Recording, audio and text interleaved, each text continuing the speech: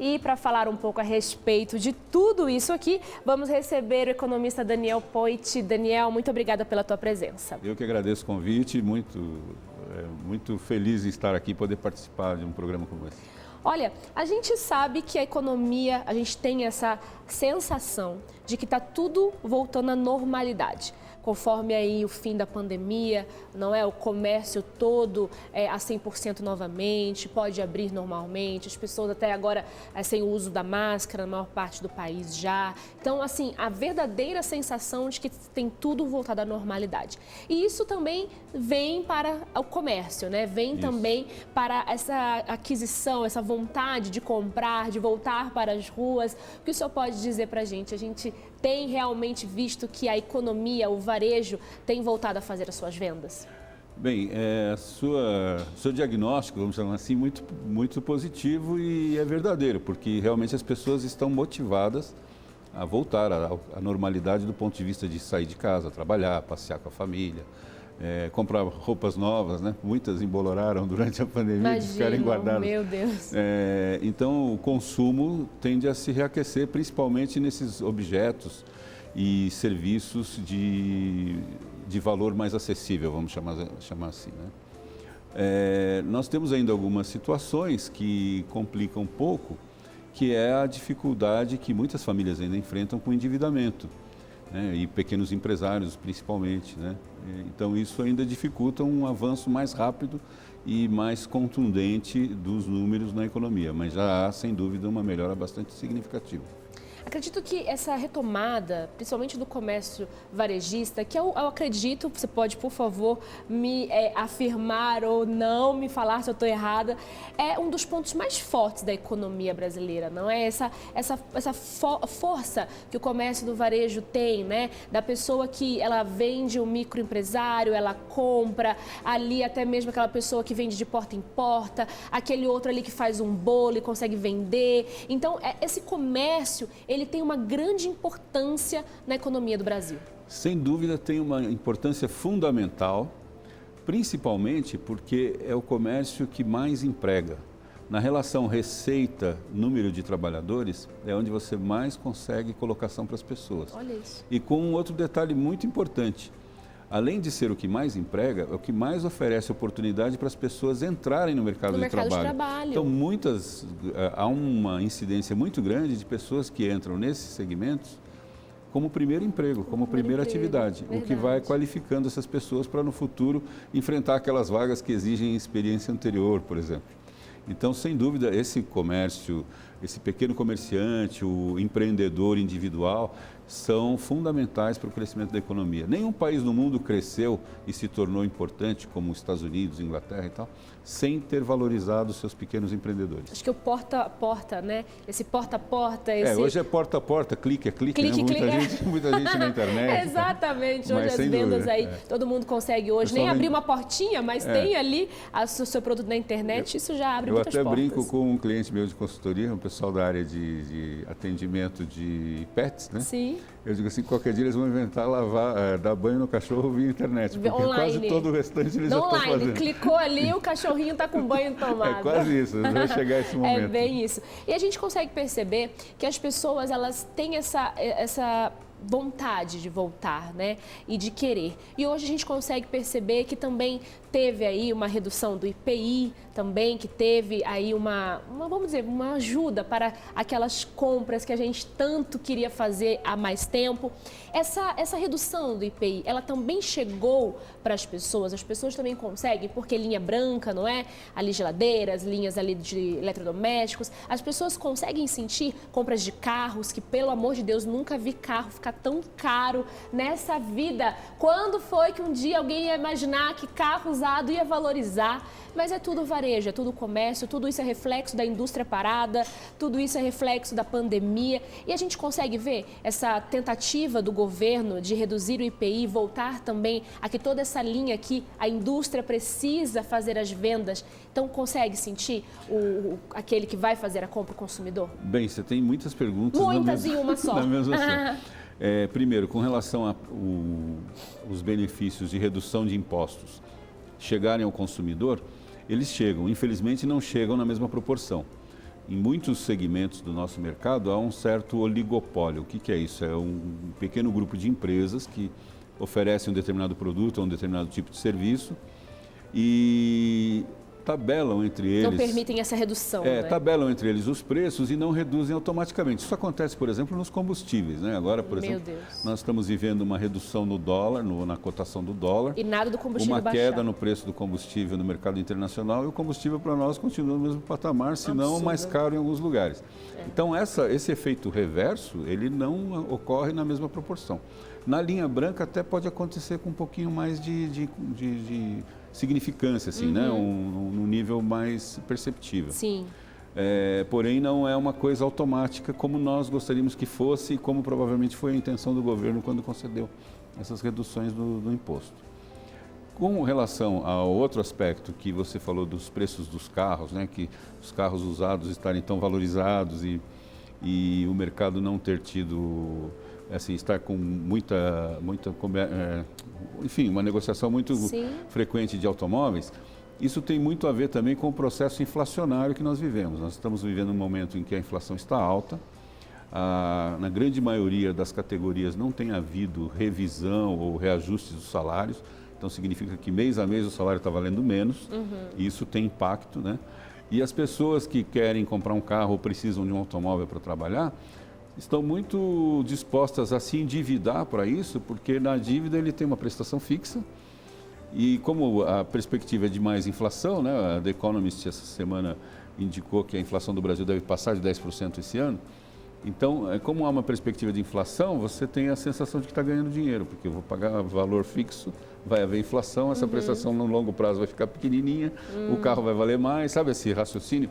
E, infelizmente, esse raciocínio ainda permeia a imaginário das pessoas, porque nós temos uma cultura de inflação muito antiga, né? E os próprios comerciantes usam isso também como argumento para tentar vender mais. De venda. Então, nós temos uma situação no Brasil que nós não repassamos para o mercado mercado consumidor, né? Os ganhos de produtividade que os vários setores obtêm. Então você tem ganhos de Esse é um ponto muito importante. Né? Então há ganhos de produtividade em vários segmentos e o usuário, o consumidor, quem paga efetivamente aquela estrutura, não se beneficia desses ganhos de produtividade. Eu vou dar um exemplo bem simples. As passagens de ônibus, por exemplo, sempre aumentam, né? Todo ano aumenta, tem aumento de ônibus. Só que há algumas décadas você observa ganhos de produtividade na operação dos ônibus. Ônibus mais modernos, com um menor consumo de combustível, sistemas automáticos de cobrança que dispensou o custo do cobrador, ônibus com o dobro do tamanho, que carregam muito mais passageiros pelo mesmo consumo, com apenas um motorista. Então, se você considerar que cada uma dessas modificações resultam em maior lucratividade no processo, essa lucratividade de alguma forma devia estar beneficiando ao consumidor também. O lucro é legítimo, mas o usuário deveria estar se beneficiando dessas coisas também, infelizmente isso não acontece. Não, só vende que está melhor e que está justificando o aumento, é muito triste. Mas a gente sabe que todos esses comerciantes têm sobrevivido, não é?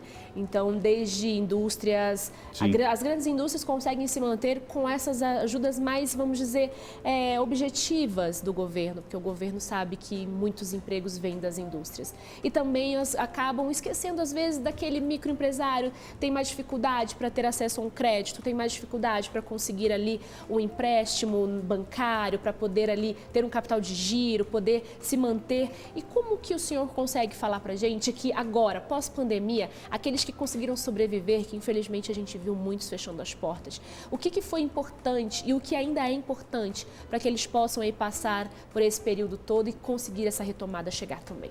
Bom, essa questão do crédito é fundamental. Eu acho que tem havido medidas interessantes nesse sentido. Várias agências de fomento, instituições públicas estão procurando colaborar com oferta de crédito. O que talvez seja uma questão que é complicada, porque é a questão da abertura de crédito para quem está, de alguma forma, em dificuldade financeira. Você pegar aquele empresário que já foi bem sucedido e que por conta de fatores completamente imprevisíveis, como a pandemia entre eles, acabou quebrando, ficando endividado, negativado. É preciso criar mecanismos de crédito para dar uma segunda oportunidade para pessoas. Houve um grande banco que chegou a fazer anúncios disso, mas na realidade Na prática, isso não acontecia, porque as pessoas iam até as agências ou procuravam o site para obter algum tipo de crédito e esbarravam na questão da negativação. Então, esse é um problema que é um problema de ordem social, mas com grande relevância econômica, que não custaria caro para um país como o nosso, que movimenta o volume de recursos que movimentamos, com uma parcela pequena de recursos comparado com a arrecadação pública, seria possível resolver. E penso que isso teria um impacto imediato na melhoria da questão, principalmente do comércio, pequenas indústrias, desses pequenos empreendedores. Poderia impactar muito, né, e trazer muitos benefícios. E veja que uma das coisas que demonstra isso também é o número de pequenas empresas, né, as chamadas MEIs, os microempresários individuais, que foram abertas durante esse período de pandemia. Nós batemos recordes de abertura de novos negócios.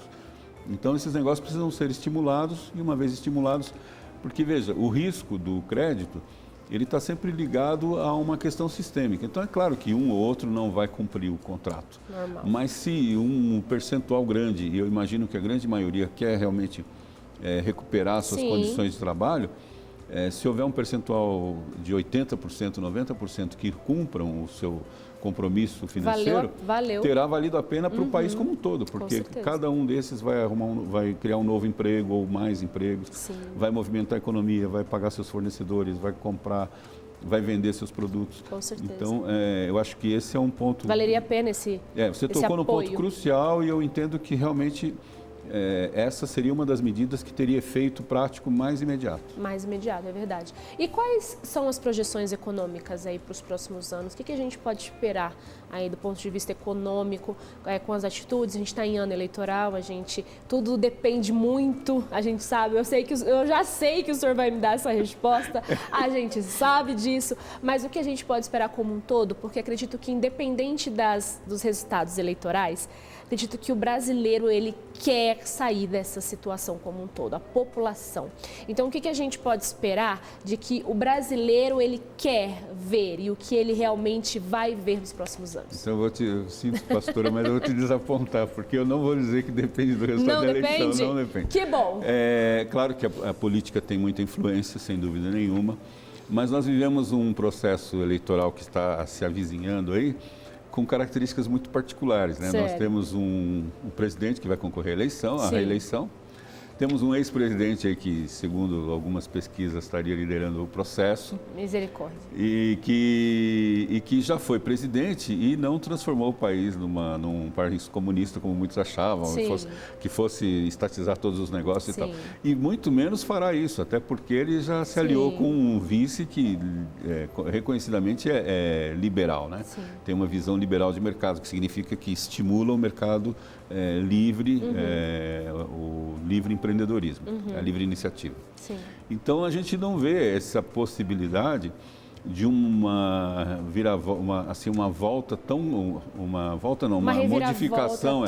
modificação tão acentuada nas questões básicas da economia. Até porque no período que o outro candidato foi presidente, ele foi o período que os bancos mais lucraram. Então, isso mostra que não há esse compromisso ideológico, ele é bastante relativizado. E para os investidores internacionais que têm muito interesse no Brasil, pelos recursos, enfim, por uma série de questões, sem dúvida isso deixou de ser um risco. Então, para qualquer resultado de eleição, eles estarão se sentindo confortáveis para fazer seus investimentos. Isso faz com que eu tenha uma perspectiva muito positiva em relação ao futuro do Brasil, do ponto de vista do crescimento econômico, já esse ano, mas principalmente a partir do ano que vem. Outra coisa que eu penso que vai ter um impacto muito grande, e não é negativo, como muita gente diz, é essa lamentável guerra que está ocorrendo lá entre a Rússia e a Ucrânia. Por quê? Porque isso encareceu muito o custo da energia na Europa. Na Europa e uma boa parte da Ásia vai pagar muito mais caro pelos energéticos, seja o gás, seja o petróleo, seja o carvão. E o custo da energia se tornando muito elevado lá, muitas indústrias, que é o principal consumidor de energia, devem migrar para um país como o nosso, onde há abundância de oferta de energia, a um preço que internacionalmente é bastante competitivo. Para nós brasileiros é muito cara a energia, né? Mas se você compara com outros países, a energia no Brasil ainda é barata. Então, isso deve atrair investimentos, fábricas devem vir para cá ou ampliar suas instalações para produzir aqui por estar mais barato a energia. Então, eu acho que a perspectiva para o Brasil traz uma boa perspectiva bastante positiva, para os próximos anos. Bastante positiva. Olha, Daniel, muito obrigada pela tua presença aqui, foi muito esclarecedor e tenho certeza que a gente pôde levar informações relevantes para o pessoal em casa. Muito obrigado, Deus pastora. abençoe seu trabalho, sua Amém. carreira